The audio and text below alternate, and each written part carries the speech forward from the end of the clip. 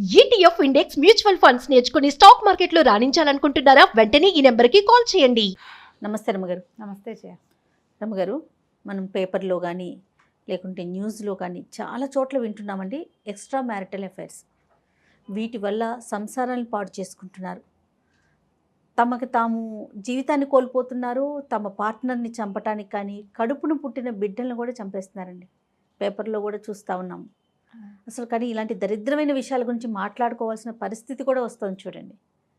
అవి ఎలాంటి పరిణామాలకు దారితీస్తాయని ముందుగానే ఎక్స్పెక్ట్ చేయకపోవటమా, లేకపోతే ఏదైనా పర్వాలేదు నేను హ్యాపీగా ఉండాలి అనే కాన్సెప్ట్ రావటమా అంటారండి? రెండు జయ, రెండు రేపేమవుతుందో అన్న ఊహ అసలు చెయ్యరు.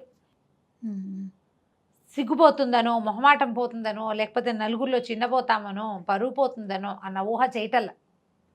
ఇవి వాళ్ళ కొత్త కాదు జయ. నా జీవితం నా ఇష్టం, నేను నా ఇష్టం అంతే. ఇప్పుడు నా జీవితం అంటే ఇంకా 5-6 ఉంటారు మన జీవితంలో, కనీసం అది కూడా లేదు. నేనుకి ఏది లేదు, నేను తప్ప నేనే ఇంకా అంతే. అలాగే కనిపిస్తుంది. నువ్వు పేపర్ చూడు, ప్రతిరోజు పేపర్లో అక్రమ సంబంధానికి అడ్డొస్తున్నాడు, పిల్లని చంపేశారు, లేదా సెకండ్ మ్యారేజ్ చేసుకుంటే మొదటి ఆ పిల్లల్ని వీళ్ళే చంపేశారు, అలాంటివి. భర్తను అడ్డు తొలగించుకోవటము సినిమాటిక్గా కూడా. అవునండి. భార్యల్ని అడ్డు తొలగించుకునేవాళ్ళు, దానికి సహాయం చేసేవాళ్ళు. అరే ఏంట్రా నువ్వు చేసే పని అని అనరు ఫ్రెండ్స్ కూడా. నువ్వు చేసేదే చేయకూడని పని, దీనికి మళ్ళీ ఈ రెండో పని చేయటం ఏమిటి? చేసేది ఒక తప్పుడు పని అయితే దానికి తోడు హత్యలు కూడా చేస్తామంటే దానికి సుపారీలు ఇచ్చి డబ్బు అవసరాలు కనపడతాయి కదా. ఇట్లాంటివి అసలు మనుషులు ఎలా అయ్యామంటే మనం ఎంత సెల్ఫిష్గా అయిపోయామో జయ. అవునండి. పూర్తిగా పశువుల్లాగా అవడానికి దగ్గరలో ఇంకా కొంచెం చిన్న ఇది ఉందన్నమాట, గ్యాప్ అంతే. పెళ్ళిళ్ళు చేసుకున్నట్టు ఇప్పుడు ఏదో ఎవరో కాదు, లవ్ మ్యారేజెస్ చేసుకున్న వాళ్ళు కూడా ఎక్స్ట్రా మ్యారిటల్ అఫైర్స్లోకి దిగుతున్నారు. అసలు నాకేం కావాలి అనే ప్రశ్నే ఉండదు వాళ్ళకి. అప్పుడు ఏది కావాలనిపిస్తే అది చేసేయటం. విచ్చలవిడితనము అంటే ఈజీగా అవతల వాళ్ళని అప్రోచ్ ఎందుకు దొరికేటువంటి రకరకాల దారులు. మనం ఏం చెప్పుకుంటాం జయ, భలే బిజీ, మనకు చాలా బిజీగా ఉంటున్నాం, మనం చాలా స్ట్రెస్ ఉంటుంది. ఇంత స్ట్రెస్ ఇంత బిజీలో ఉన్న పార్ట్నర్కే ఏ న్యాయము చేయలేని దుస్థితిలో ఉండి ఎక్స్ట్రా మ్యారిటల్ అఫైర్స్కి మాత్రం బాగా వెళ్తారు. అది థ్రిల్ ఇస్తుంది జయ, థ్రిల్లింగ్గా ఉంటుంది. జనాలకి కిక్ కావాలి ఎప్పుడు, దానివల్ల వచ్చేవి అనవసరం. అప్పుడు ఆలోచన రాదు కదా జయ, అప్పుడు ఆలోచన రాదు. ఇప్పుడు మనకి ఎట్లా చూడు, ఏదైనా ఒక వస్తువు రుచికరమైంది, పకోడీలు కనపడంగానే తినాలనిపిస్తుంది. దానివల్ల ఏమేమి రావచ్చో మనకు తెలుసు కదా, అందరికీ తెలుసు. ఇప్పుడు మానేస్తాము మనం, కొంతమంది మానేస్తారు, కొంతమంది కంట్రోల్గా ఉంటారు. పర్యవసానాలు ఆలోచించుకుని ఇది మనకి సూట్ కాదు, దీంతో ఇబ్బంది వస్తుంది, యాసిడిటీ వస్తుంది, వాడు ఏ నూనె వాడాడో, ఆ పిండి రోడ్డు మీద పిండి ఎంత దుమ్ము పడిందో, వాడి చేతులు శుభ్రంగా ఉన్నాయో లేదో, క్లెన్లీనెస్ లేదు, హైజీన్ లేదు, జర్మ్స్ వస్తాయి.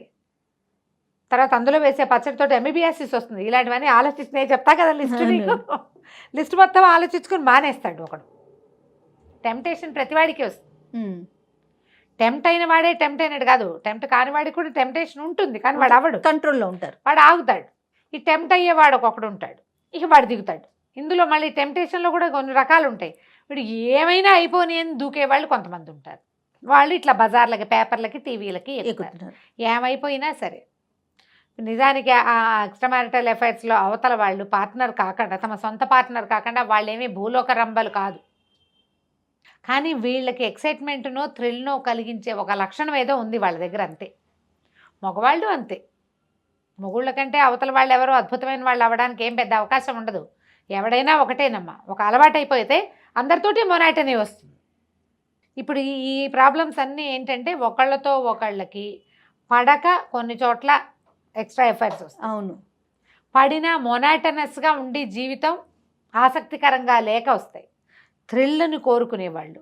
ఇంకొంతమంది ఏంటంటే ఒకదానికే కట్టుబడి ఉండాలన్న మనస్తత్వం లేని వాళ్ళు, తుమ్మిదల్లాగా అన్నిటి మీద వాళ్ళే అన్ని రసాలు రుచి చూడాల్సిందేననే ధోరణి ఉన్నవాళ్ళు. వీళ్ళందరితోటి ఏంటంటే సమాజం సర్వనాశనం అయిపోతుంది. వాళ్ళ జీవితంతో పాటుగా వాళ్ళ విలువ మర్యాద నీకు బయటపడనన్నాళ్ళు నువ్వు ఏ ఏడుపైనా ఏడుస్తావు. వన్స్ బయటకు వచ్చేసరికల్లా మీ పిల్లలు పిల్లల్లో లేదా వాళ్ళ కజిన్స్ పిల్లల్లో కొంతమంది ఆయన చేయలే మేము చేస్తే తప్ప అని దిగుతాయి కొంది. అవును అవును మనుషుల మీద నమ్మకాన్ని పోగొట్టుకుంటాయి ఇంకొన్ని.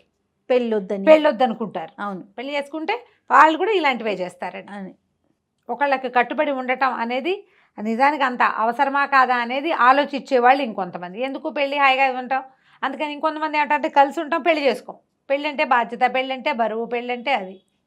కలిసి ఉంటే మాత్రం ఒడంబడికగా ఉండాలిగా ఒకళ్ళనికొకళ్ళు. అవును. చాలా రోజుల క్రితం మన మాలతి చంద్రు గారిది ఆలోచించని ఒక నావెల్ ఉంది. భార్యాభర్త ఇద్దరు వీళ్ళు కొన్ని ప్రత్యేక పరిస్థితుల్లో అలా కలుసుకుంటారు. వాళ్ళ ఇంటికి వస్తాడు అతను ఏదో సందర్భంలో. క్రమంగా వాళ్ళిద్దరి మధ్య బంధం బలపడుతుంది, పెళ్లి చేసుకుంటారు. మా నాన్న ఒప్పుకునే పెళ్లి చేసుకున్నాక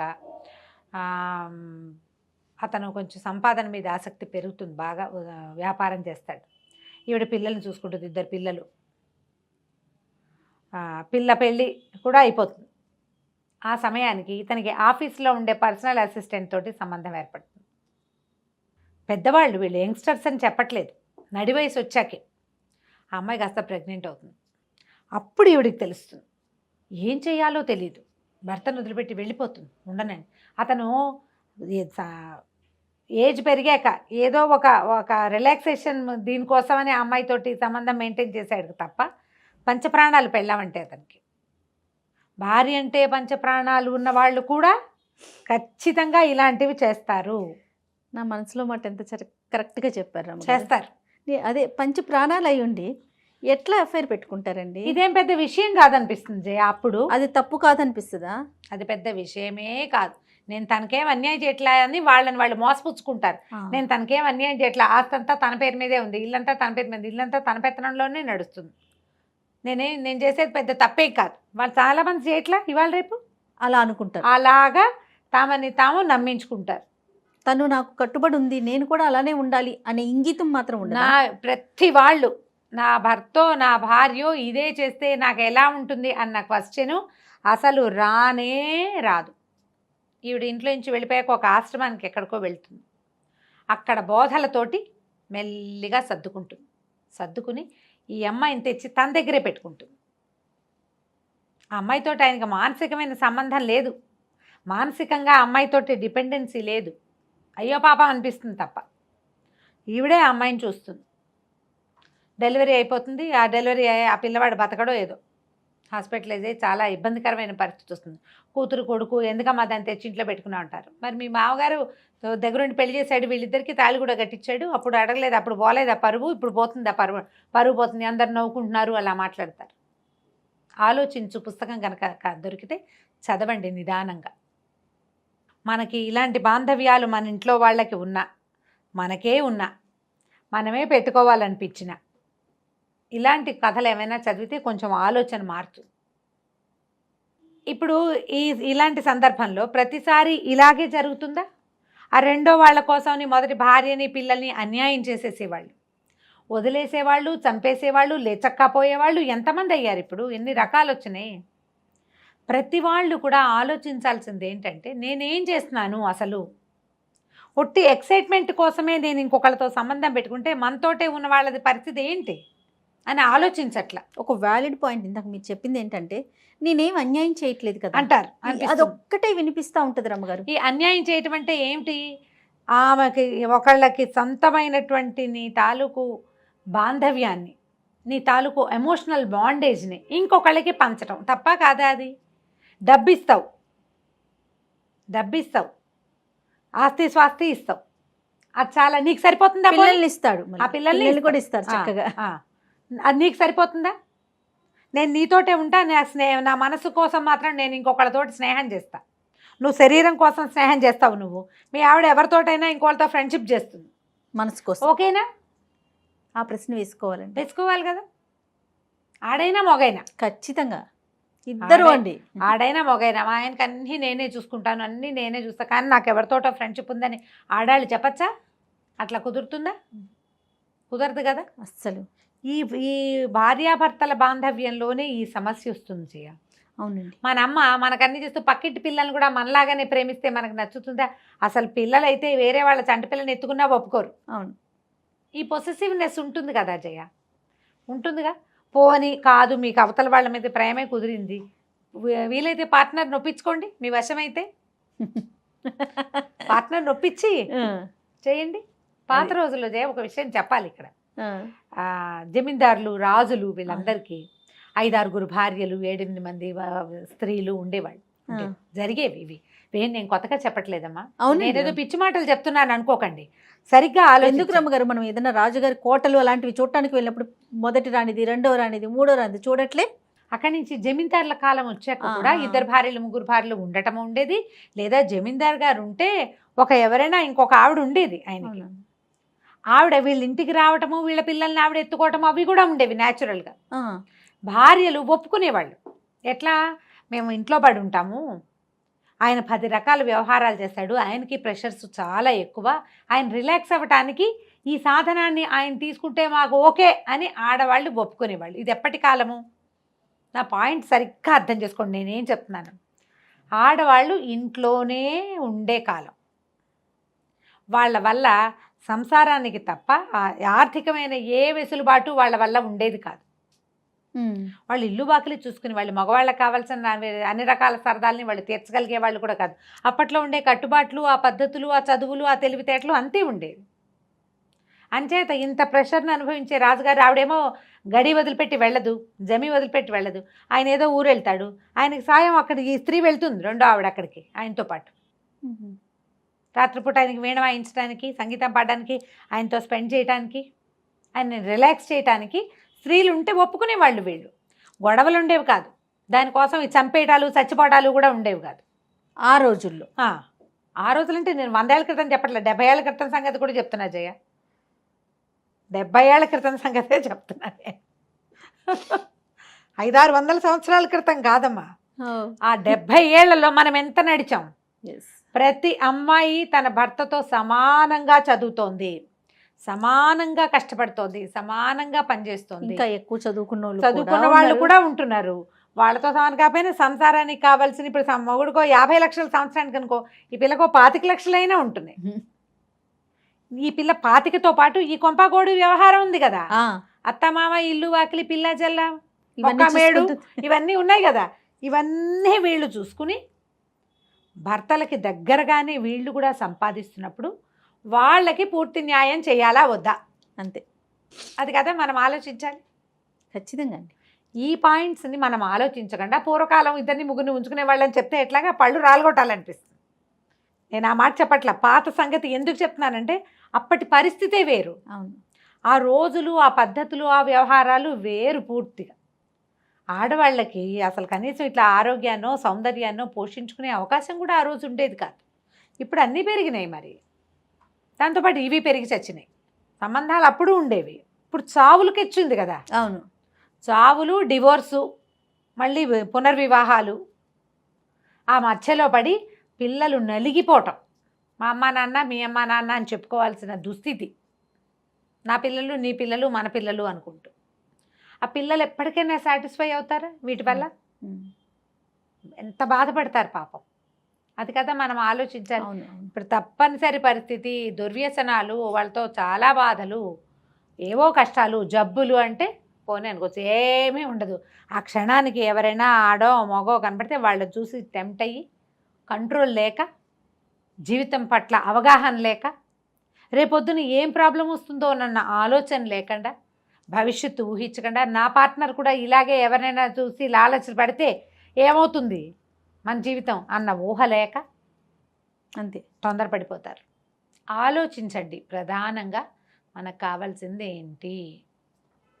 సెల్ఫ్ కంట్రోల్ అని ఒక పాయింట్ ఉంటుంది, దాన్ని వృద్ధి చేసుకోండి. ఆడైనా మొగైనాను. ఆడవాళ్ళు నేను ఇంకో మంచి మంచి విషయాలు కొన్ని చెప్తా. మంచి అనకూడదు, దీన్ని ఇంట్రెస్టింగ్ విషయాలు అనమాట. ఇలా జరుగుతుందా అని. మొగోళ్ళతో అన్నీ చక్కగా శుభ్రంగా బాగానే ఉంటారు, ఎవరితోటో ఫోన్లో చాట్ చేస్తూ ఉంటారు. వాళ్ళు ఎవరో కూడా వీళ్ళకి తెలియదు. తెలిసిన వాళ్ళతో చాట్ చేసే వాళ్ళు ఉన్నారు. అసలు ఎన్ని రకాల మాటలు మాట్లాడతారో వాళ్ళు. ఇది తప్పేనమ్మా. నేనేమి శారీరకంగా సంబంధం పెట్టుకోవట్లేదు కదా, నేను వాళ్ళ ఇంటికి వెళ్ళట్లేదు కదా, అలాంటి పిచ్చివాగుళ్ళు వాక్కండి. మీరు ఈ చేసే దాన్ని కూడా వ్యభిచారం అనే అనాలి, పాడు మాట అనాలి. అదే ఎక్సైట్మెంట్ కోసం చేసేవే జయ. ఇవి మిమ్మల్ని ఎంత ఇబ్బంది పెడతాయంటే ఒక దశలో సజావుగా ఎవరికి తెలియకుండా నడిచిన నాళ్ళు నడిచిపోతుంది. ఎన్ని రోజులు సాగుతుంది రమ్మగారు? అనుక్షణం భయమేగా. ఎప్పుడు భయమే. ఆ భయంతోనే భయం వల్ల వచ్చే బతకాలి. ఎక్సైట్మెంట్, ఆ. ఆ ఎక్సైట్మెంట్ కోసమే చేస్తారు జయ. ఆ ఎక్సైట్మెంట్ కోసమే చేస్తారు. ఈ ఎక్సైట్మెంట్ మీ పార్ట్నర్ మనసులో ఎప్పటికీ మిమ్మల్ని చెడుగానే ఉంచుతుంది. ఉంచుతుంది. మీ పిల్లల దృష్టిలో మీరు ఎప్పుడూ చెడిపోయిన వాళ్ళుగానే ఉంటారు. ఇవాళ రేపు అందరూ చేస్తున్నారు లాంటివి చెప్పకండి. అందరిలో మీరెందుకు ఉండాలి? ఎందుకు ఉండాలి? ఇవి కూడా ఇవాళ రేపు చాలా పెరుగుతున్నాయి జయ. కేసులు వస్తాయి, వింటుంటా కదా. అవునవును. నువ్వు ఎంతసేపు అంటావు మీకు ఎందుకు, ఆ. ఇప్పుడు ఎర్లీ ఏజ్ లో మొహం మీద గీతలు వస్తున్నాయని విని అదే. విని వస్తున్నాయి. మరి ఇలా కూడా ఇంత అన్యాయంగా ఉన్నారా రమ్మగారు? ఇది ఒక అన్యాయమా? ఇంకా భయంకర అన్యాయాలు ఉన్నాయి బోల్డ్ అని. అబ్బా. ఎటువంటి అంటే దానివల్ల ఎటువంటి ఉపయోగం లేదు, పైసాకి లేదు. పైసాకి లేదు. కానీ అయినా- టైంని వేస్ట్ చేసుకోవటం, మీరు అన్నట్టు అన్నీ waste ఎక్సైట్మెంట్ ఏమో బహుశా. ఎక్సైట్మెంట్ తోటే వస్తాయి ఇవి. రేపు మన దయచేసి పిల్లలు అదే చేస్తారు కదా. చేస్తారు. అసలు రేపు అనే ఆలోచనే లేదేమో బహుశా. రేపు కాదు, ఇది తెలిస్తే అన్న ఆలోచనే చెయ్యరు. ప్రధానమైనది ఏంటంటే ఎవరికైనా తెలియక్కర్లా, మీకు మీకు తెలుసు కదా. ఎస్. ఒకసారి నేను కరెక్టేనా అని ఆలోచించుకోండి. నువ్వు రాంగు రాంగు అని వస్తుంది. పోనీ నాలా ఇలాంటిదే మన పార్ట్నర్ కూడా చేస్తే అని పెట్టుకోండి రెండో క్వశ్చన్. ఈ 2 క్వశ్చన్లు ఉంటే ఆటోమేటిక్గా సెట్ అయిపోతుంది. ప్రశ్నించుకోవాలి. మళ్ళీ ఈ ప్రశ్న ఊరికే నేను చెప్పినట్టు నాలుగుతోటి కాదు, మనసుతో. లోపల నుంచి గుండెల్లో నుంచి రావాలి ఆ ప్రశ్న. ఇదే ఊహ, ఇదే పని నా పెళ్ళామో నా మొగుడో చేస్తే నాకు ఓకేనా, నాకు ఓకే అని వచ్చింది అనుకోండి మీ ఆన్సర్.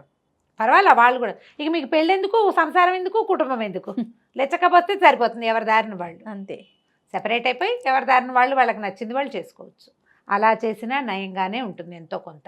ఈ కలిసి ఉండి మీతో పాటు ఒక సంసారాన్ని వృద్ధి పొందించి ఇలాంటి వ్యవహారాల్లోకి దయచేసి దిగండి. నమస్తే రమ్మగారు. నమస్తే చెయ్యి.